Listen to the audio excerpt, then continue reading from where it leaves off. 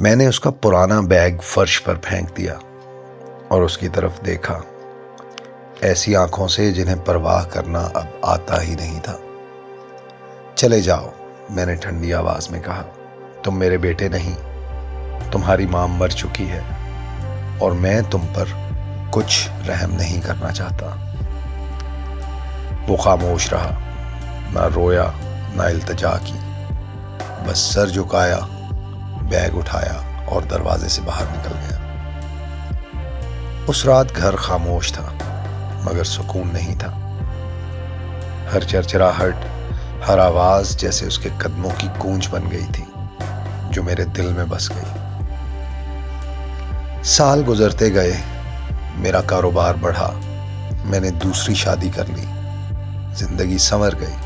مگر کبھی کبھار جب میں کسی 12-13 سال کے لڑکے کو سڑک پر دیکھتا تو دل میں ایک لمحے کو اس کی یاد آتی اور میں فوراً اسے جھٹک دیتا۔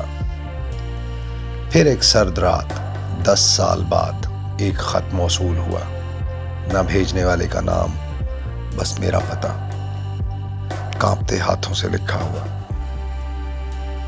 میں نے خط کھولا، اندر لکھا تھا، محترم انکل، میں چاہتا تھا آپ کو بتا دوں کہ میں اگلے سال میڈیکل اسکول سے گریجویٹ ہونے والا ہوں۔ میں نے آپ کو کبھی قصوروار نہیں ٹھہرایا۔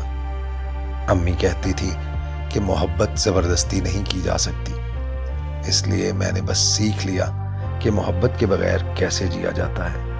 امید ہے آپ اب خوش ہوں گے۔ میرا دل رک گیا۔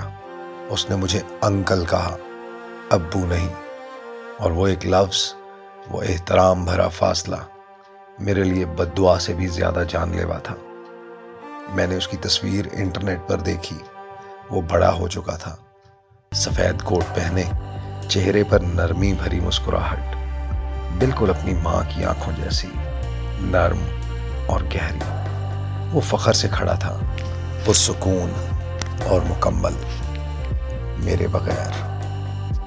اسی رات میں بستر کے کنارے بیٹھا اور برسوں بعد پہلی بار رو دیا، کیونکہ اس لمحے مجھے سمجھ آیا، بوجھ وہ نہیں تھا، بوجھ میں خود تھا۔